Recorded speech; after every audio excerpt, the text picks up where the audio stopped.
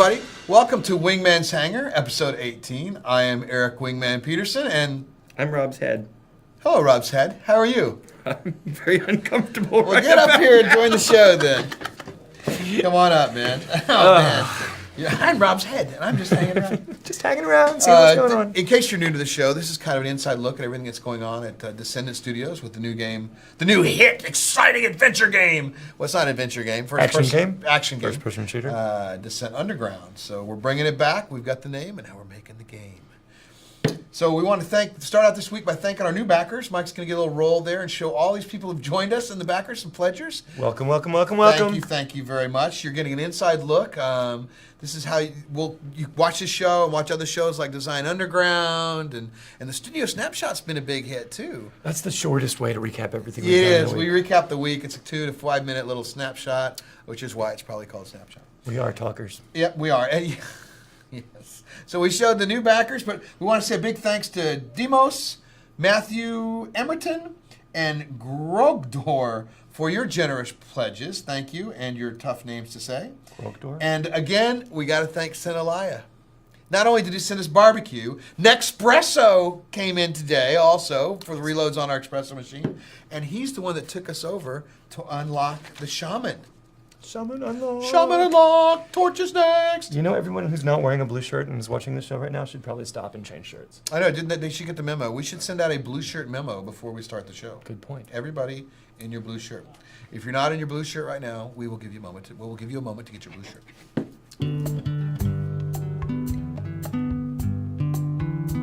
Okay, I think they did it already. They're very fast out there. Coming up today, we have the week in review. We have this week's most valuable post. Always the contributions from you guys out there is astonishing and really incredible. We have the Build-A-Bot update. That's going really well. Keith's handling that contest for us. And pretty good stuff. We have forum feedback with your questions, and well, there's no videos this week. Uh-oh. No, but Wingnoob was on the July 4th promo, so I think he needs a break. I think. I'm glad he managed not to light himself on fire. And he didn't light anything off his head either, apparently. Darwin Award, thank you. Michael Viewmaster Morlan will bring us real space news. Looking forward to that, Mike? Are you looking forward to doing that? Always enjoy doing that. Good. And we have an interview with Drakona and Lotharbot. They're here this week for some really important stuff. And Visiting celebrities. So this week at Descendent Studios, we mentioned earlier, the shaman was unlocked. Woo! Which is good. Our first stretch goal. It's taken us a bit of time. But we're making it up the hill, right? It is a marathon. Yeah. We have next the torch. Now, the torch is a little different because the torch unlock is everybody that is in before the torch is unlocked gets that free. That ship is theirs. Free, stuck right under your game package. No matter what, they get the torch, right? Anybody after the torch is unlocked. Anybody who has a game package. It has the game package and the torch. Anybody after, you'll have to unlock the torch like everybody else. It means it will no longer just be showing up. You'll have to unlock it, or maybe we'll allow you to pledge for it. We'll see how that goes. But so if you're holding out, you might be missing out. Just saying. Tick. We have play testing with Drakona Lotharbot, and Lotharbot. That's not even a hard name. And Elfin Dreams, and of course Math. Where we are right there, they're in there. And now they're actually helping a lot with. We've said all along that we're going to be doing the flight model is going to be more akin to D1 and D2, and they're two of the best pilots in the world. They're in here honing our very first flight model to get it just right, so then we can test fly the map and get the gameplay just right, because we want to make sure that works, and then we add all the new additive features that we put in as well. But flight has to be first. They've also had some fun with building maps. We have. True, right. They're helping us get a few more Lego pieces.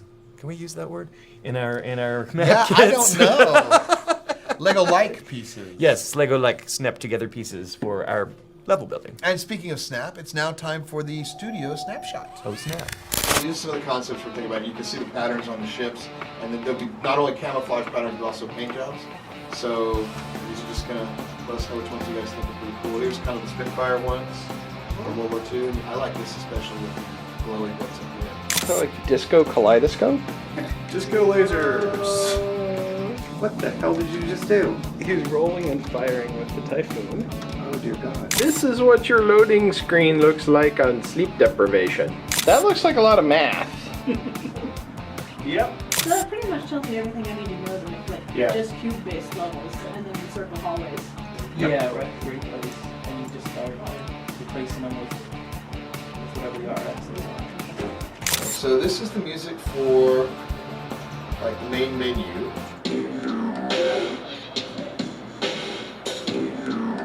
And that sounds awesome. Story-based stuff coming up.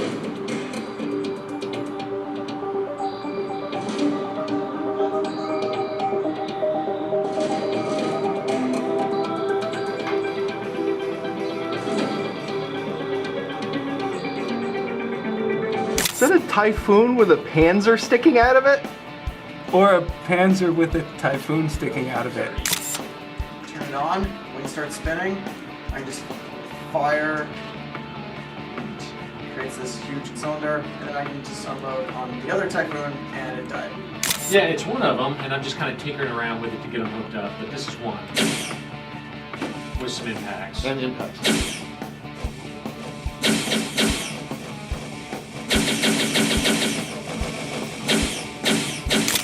Very cool. Always fun to see. We got some sound effects signed up. Dan Wentz. Dan Wentz. He's the a man, beast. the legend. He is a He's beast. done some great sounds. And some music, too. The game's so much different with the sounds in there. Yeah. The sounds in here. It's making a big difference. And soon you guys will be able to And enjoy Phil's hooking him up. the fills. The Phil. Yep.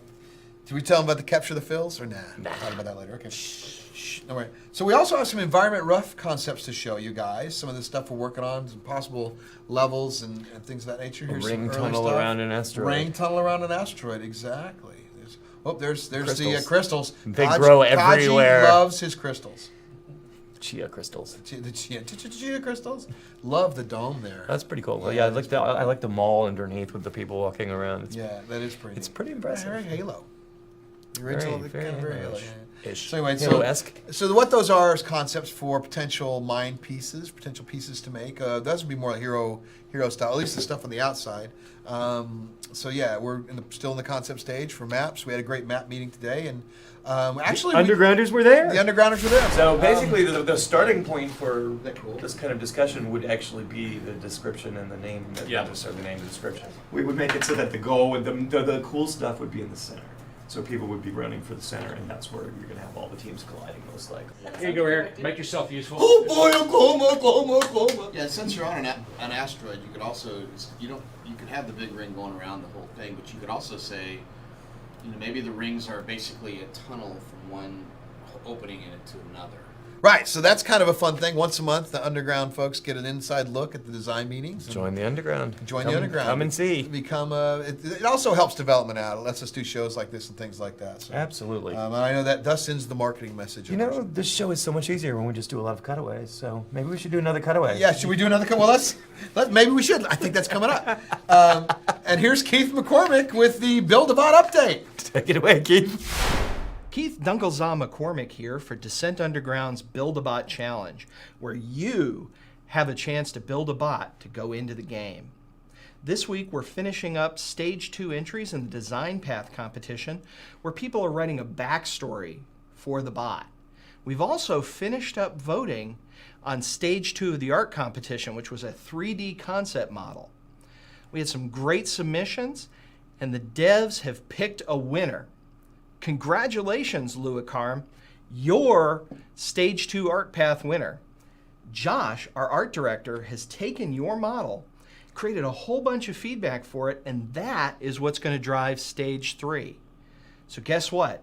Stage 3 of the Art Path starts now. Go to our website, go to this area, and start putting in your entries for the high poly, high detail model that the bot is going to be built upon in the game. Then make sure to go to the main information link right here and get involved in the discussions, because we also give points for the discussions, and the overall winner will still be chosen by points. So get your entries in, get your discussion threads in, and we hope to see your bot in Descent Underground. Wow, very good job, Louis Carmy. Louis Carmy, nice work. Those models were all, I mean, really impressive. No, the you know work what? that There were like 5 really good ones Good there. job. And they're all good, and it was a tough choice.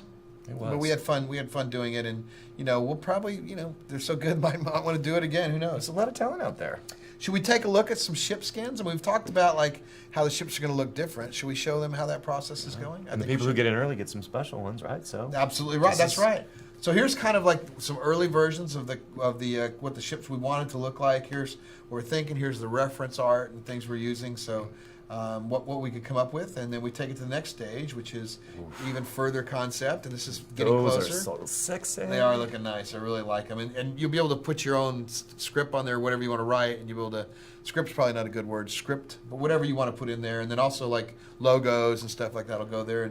And now we can. We hope. We hope, right? Right, logos, yes. Maybe the writing. And here's like a little more feedback on what we're going to be doing. So we're getting very, very close, and you can see how it's going to look. So we want people to be able to look unique, and you can see how that's happening. That's pretty cool looking, though. We also have a few more, I think. Oh, yes, the Griever skin.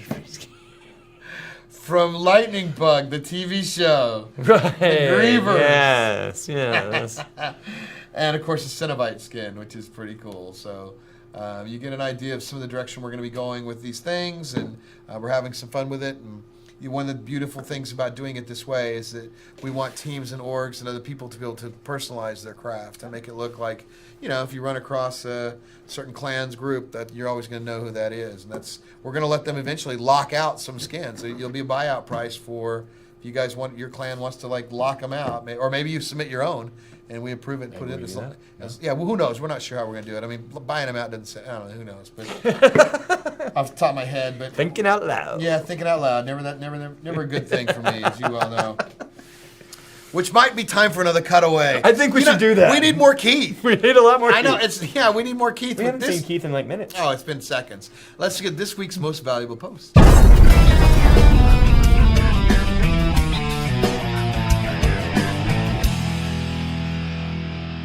Welcome to Most Valuable Post, where we celebrate someone who's made a positive contribution to the Descent Underground community. This week, we celebrate someone who realized we don't have a lot of bad guys yet in this Descent prequel. And they came up with this idea for an eco-terrorist group that goes out there and blows up mining facilities and tries to sabotage resource collection. And that's something we really needed. So congratulations, Renegade-Shank. You're this week's most valuable poster. Wow. Nice job, Renegade-Shank. Really well done. I think that's Shank. It is Shank. It's not Renegade-Shank?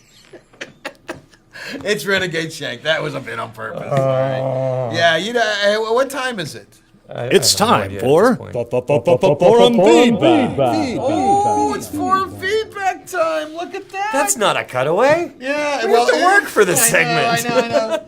That guy needs a tan more than anybody else in the history of tandem. Ghost, Michael. Just don't say Beetlejuice. He might just come and flying back. Who knows? So let's get right to forum feedback from Brigai. He's an undergrounder. When you talk about the vertical slice, what is that exactly? Will you start in your own hangar and spawn into the grounds, or is it going to be stripped down, insta-spawn battle arena? This is a good question. Some from column A, some from column B. It is going to be a stripped down insta-spawn battle arena, but you will start in your hangar, and you will get to select your ship. Drone Bay. Drone Bay. Oh, Drone Bay. Hangar's so last company. Yeah. So do you want to start in your drone bay? Yeah. You will jump directly into a battle. Right now it's going to be an auto-connect thing for us to get it up and running. Simple menu system. You'll have the ability to use tools, gadgets, weapons, missiles. All that's going to work. Mining lasers will be there. And the vertical slice allows us to test all of our mechanics to make sure that we're getting them right. And at the end of the day, is this fun? And how do we balance this out to where it is fun? Of course it's fun. Yeah, of course it is. Sure, the first thing out of the box is going to be brilliant. Nope. Yeah, right. It's going to be wonderful. Exactly beautiful. Can't wait to play. Absolutely no problems. Yeah, no worries. So anyway, thanks from Jazz Arrow. Will DU have tablet support? And are you familiar with Rocat Power Grid software that allows you to use your tablets as input devices to the computer to control any application via Wi-Fi? So got a little information on the Rocat. That's sort of a little companion piece that simulates key presses. So you can set it up, like a cockpit. You can set it up to be input devices for your game. So We do want to do companion pieces, but that is we're so focused on vertical slice and core gameplay that's probably a ways down the road. Phase 18? Is it 18? 18 and a quarter? Is that a free bagel carrier with every once we have 57 million of free bagel carrier. Anyway, so we want to be able to do that jazz, but it's not top priority yet. And honestly, to be completely frank, that's a few stretch goals out there. Yeah, we'll eventually probably get there, assuming that millions of players want to play this game. I'm assuming that. Yeah, me too. So, good question. From Deft Flux, there's this thing called the Proving Grounds, which seems to be separate from Alpha Beta. Who will have access to that, and how does a person who wants to in go about getting it?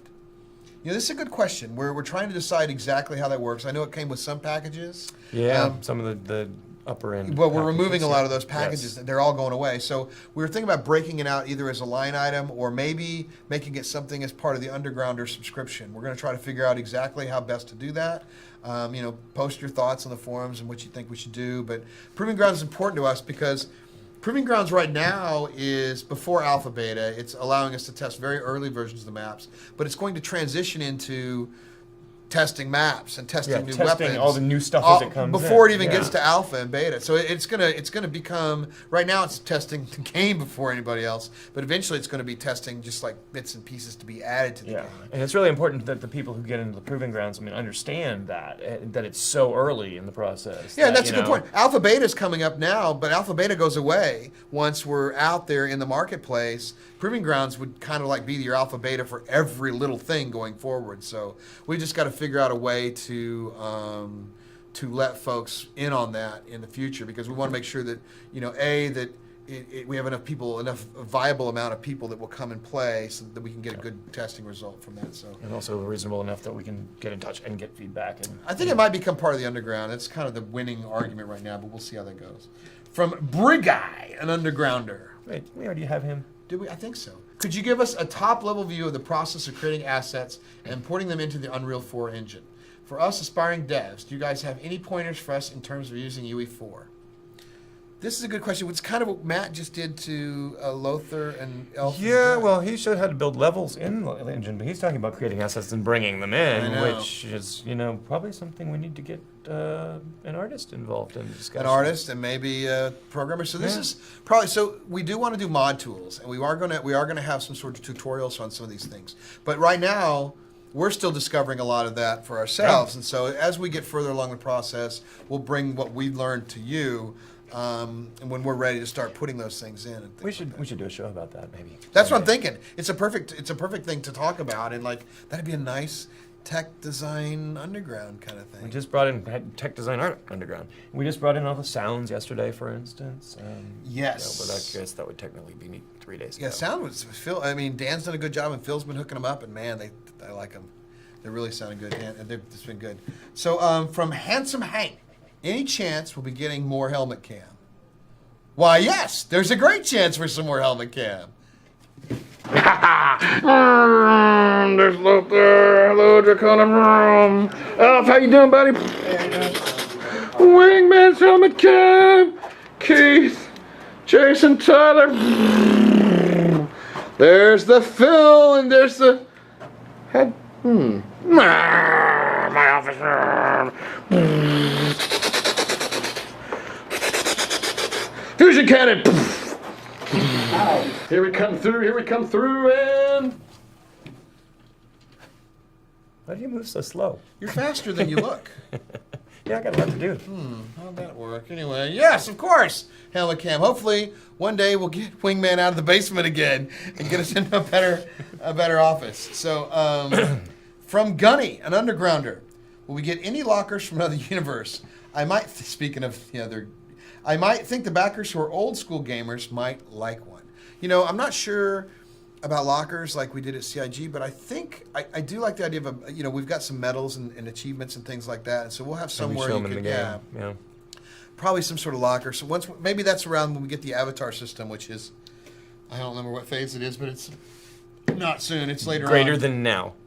Right, so we would like to do that as well. I mean, it's very important that people look to see where their achievements are and things of that nature. So we'll probably do it through a menu system right now, but eventually we will have something in universe, in fiction to be doing. That'd be really cool. From Phelan Korinsky. Would you consider a weapon where the ships hit by the weapon act as a gravity source to each other, moving closer together until they collide? It's an interesting concept. Or colliding. I'm going to collide you right off this table. It is. It's sort of a gravity well kind of a weapon. It's something we want to get the basics first, and then we can start playing around with some more advanced things. That's something that would go through the proving grounds, because in theory it sounds cool. It might not be fun. It might not be fun, but it may be like the mega missile where it hits into a volume of space and it creates a small black hole that sucks people into it. And that sounds like fun, but that's something we would test in the proving grounds. So we'll see how that goes. You know, I've always contemplated in life how small we are and what's going on out there in space. If there was only somebody we knew that could tell us what's going on in real space. I bet you Michael could. You think so? Yeah. Thanks, Eric. I believe I can, and perhaps make us feel just a little bit less small. After 10 years and a 3 billion mile journey, NASA's New Horizons space probe is on its final approach to the solar system's farthest planet, Pluto. Spending much of its travels in hibernation, the spacecraft woke from its slumber each year to conduct systems and navigational checks. But only 10 days and 9 million miles from Pluto, New Horizons crashed into sleep mode and lost communication with ground control. With a 9-hour round trip for communications, NASA engineers faced a real challenge bringing the craft back up before it shot past the planet and its moons. Fortunately, New Horizons recovered on its own. On July 14th, New Horizons will pass within 7,800 miles of the dwarf planet and on into the Kuiper Belt, where it will seek out other objects of interest. And, while not exactly space news, the first ever piloted mech battle in humanity's history is on. Get ready for a live-action version of Transformers, as Tsudabashi Heavy Industry, the company behind the giant Japanese robot Kuritas, has accepted a challenge for a duel from upstart U.S. challenger Megabot. At 15 feet and 6 tons, Megabot seems a serious challenger to the 3.6-meter Kuritas. But the mech from Nippon has had 3 years to prepare and is of more subtle design and capabilities. It's fisticuffs only, and may the best mech win. I'm Michael Morlan, and this is our views on the space news you can use. Oh, always very cool to see that kind of Space is stuff. awesome. I love space stuff, and there's so much going on out there nowadays, and it's great to be able to bring some of that stuff to you guys. I know it's kind of fun. Now we had Lothar and Drakona. Whoa. Yeah? I think you're forgetting something. No, we're not. No, we're not forgetting anything. We haven't done a Wingman's Wait segment, have we? Whoa. Well, okay, fine. Let's do Wingman's Wait. So, 2 weeks ago, before July 4th, Independence Day, which is Shark Week now, it's Fin-Dependence Day. Oh, I know, isn't that great? My no. son thought Colton Winglet thought of that. Anyway, so my weight was 241 pounds. It's 240 pounds. This week, I am at 241. Are we going to blame the holiday? No, you know what it was? Hot Wing made some chocolate chip mint ice cream, and there might have been a cheat day or two in the after 3 weeks. So we'll get back on it. I'm sure we'll be heading the right direction next week. But for this week, I'm a failure. I'm an absolute failure. So let's, with that in mind, let's meet Lothar and Drakona. So I'm here with Drakona and Lotharbot. Hi guys, welcome. Hi. I guess your face is a little bit familiar around the community. You've been kind of doing this for a while. Could say that. Yeah, you're members of the advisory board for Descent Underground. That's right. And you go way back to the original Descent. Now, I understand you're kind of a player in your day. I played a lot, yeah. Gosh, I got the game for my birthday when it first came out, back when I was 13 years old. And played for a long time online and single player, and from, 1994 till about 2004. So you're a pretty sharp player there. You were in the top ranked. Not back then. No. I was in one of the more elite clans, the Untamed Force, but I was not anybody famous for my piloting back then. So apparently you two met through Descent? Yes, we did. When I started college, I went online to try to find some Descent levels, and I discovered that there was a Descent forum. And I hopped on the forum, started talking, and I noticed this girl on the forum who had a lot of things in common with me. And a lot of weird things, like we both ran the overhead projector at our church. So we started talking, we started hanging out, we started playing Descent together, and pretty soon we were engaged, and 3 years later we were married. Wow, so now you have a child, and you're a stay-at-home dad, aren't you? Yes, I am. You take care. Apparently, you named him after somebody. After the founder of the Descent Bulletin Board. So our Yeah, son's where we name met. is Michael, named after Michael Sullivan, Right. Cool Bear, who was the board founder. Now, does Michael know this, that he has someone named after him? I don't think so. No, I think we've said it sort of semi-publicly, but I'm not sure he's ever noticed the threads. Maybe that he'll we've find out discussed right it. now. Well, it's public now. So you both went on to college. You both got, interestingly, degrees in math. right. Yours in pure math. Would you have to explain that to me? What is pure math? So I have a master's degree in pure math. It's theoretical math. It is geometry. It's number theory. It's hard to explain to somebody who hasn't been in it. But the best way I can say is it's the engine that drives cryptography. Excellent, excellent. And you've got a master's in applied mathematics. Right, which is much more engineering focused. It's things like numerical analysis, error propagation. We do things like traffic flow equations and chaos equations, and figuring out stresses on bridges and all that sort of thing. That's the math that I do. Right. Now you teach, or have taught. You've taught that from all the way up to the collegiate level, right? Right, I've taught classes up to the 500 level in college, so graduate level classes. I've also taught elementary school students, fourth graders. Last school year, I had a group of fourth graders that I taught math to. And that was pretty interesting.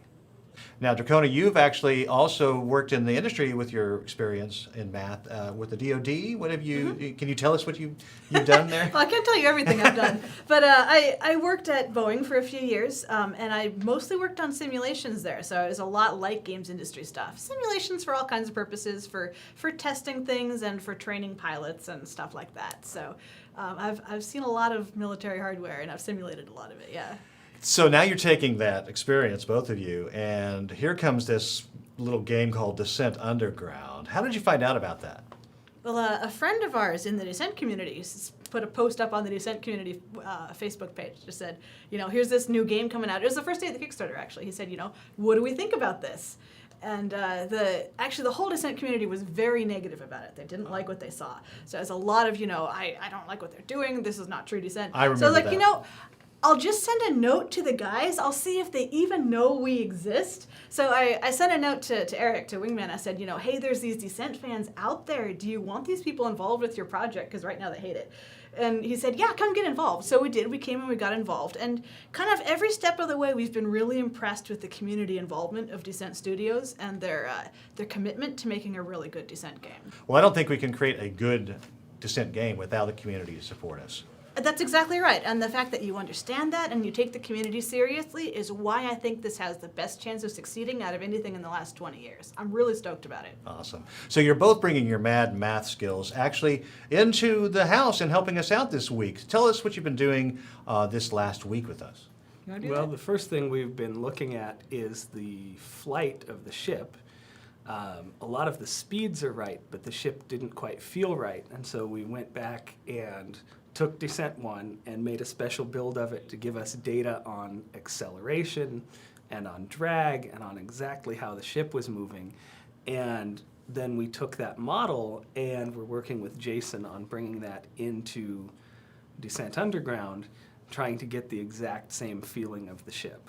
Yeah, it's a different engine, so we can't use the same code, of course, but we're doing a lot of math to figure out how we can get the feel the same, now that we understand it really clearly. Well, I saw that there is a feel to the acceleration-deceleration curve. that we're trying to find and emulate. Right. And we have spreadsheets and data. And Whiteboards covered in math. But yeah, we're really committed to getting it right, and we think we can get there. Well, it's a great pleasure to have you both here, especially spending a week with us in the office and working out and hammering out some of the deeper aspects of the game. Thanks for being here, both of you. thank you. Thank you. All right, that's always cool. We really appreciate them being here. They have been such a huge help. Oh, and man. super nice Big people. supporters. Big Very supporters Big of supporters, us, too. super Yeah. nice people, really good at Descend, as we found out. I was so excited. I got to kill each one of them a couple times. A couple. I looked like a pincushion as many times as I was shot by them, but I got a couple kills in myself. And we'll be playing Thursday night. We may just decide to throw a live stream. By the time you'll see this, it might have already happened. Wasn't that yesterday? It might have been yesterday. We'll see. So coming up this week at Descendent Studios, we have Design Underground with our very own Rob Irving, starring Rob Irving, co-hosted by, well, not really. Depends. Featuring? That we have a rotating featured guest. Well, but it's a Rob Irving show. It's the Rob Irving Show. Anyway, coming up this Not week. sure. It might be a Tech Underground and not be a Rob Irving show at all. That's true. We've kind of done that a bit. We have. We're also still looking for an entry-level designer. We did get a promising resume in this week. We're going to look at them and talk to them. We have a live stream coming up the next couple weeks. As soon as we get the first playable to a point we're happy with, we'll also play some old school Descent, which we might have done already last night. Dun, dun. We have the new web store launching, which is going to change everything. At least it's going to change the way people can come in and pledge. Just makes it easier. We don't have any real big high dollar stuff. It's more about allowing people to customize the way they want to become backers and pledgers and everything. And Denver for Decenticon. 1 week from this show, we'll be doing Decenticon. Now that does mean that next Friday's Wingman's Hangar will be shot. How will it be shot, Michael? It'll be shot live. Live. We're going to do a live show, and then we're going to head to the airport and head up to Decenticon. Yeah, which usually means a lot of mistakes. And well, unlike this show. How's that different? I resemble that remark. I like this professionally done show. It'll probably even have sound. Yeah, it may have sound. By the way, Sinalaya says it was nice to have sound in the beginning of the Undergrounder meeting this week. Wasn't that great? Isn't that cool of him? Thanks, Sinalaya. Yeah, I know. So we have Decenticon next week. So we want to thank our Underground members and our pledgers and backers. Without you guys, there is no us. Descent would be wallowing in the sock drawer at Interplay for yet another year. Thank God that's not happening. Subscribe to our YouTube channel, Twitch, and Twitter, and Facebook to see what we've got going on. We leak a little bit of information here and there. You want to be the first to catch up to it? Be there, YouTube as well. Keep up with our latest information there. I'm sort of skipping all over the place, but that's typical me. Submit your forum feedback questions on our forums, which is where forum feedback questions would normally go. Keith will put that up there right after the show, and you guys can tell us what you want to know. We'll be happy to answer. And we will see you all underground.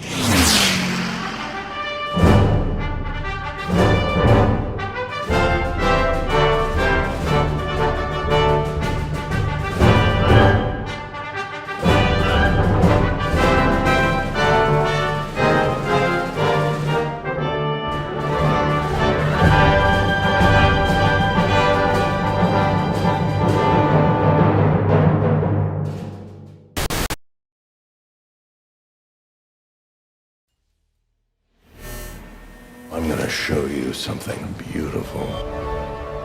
You're all puppets, tangled in strings.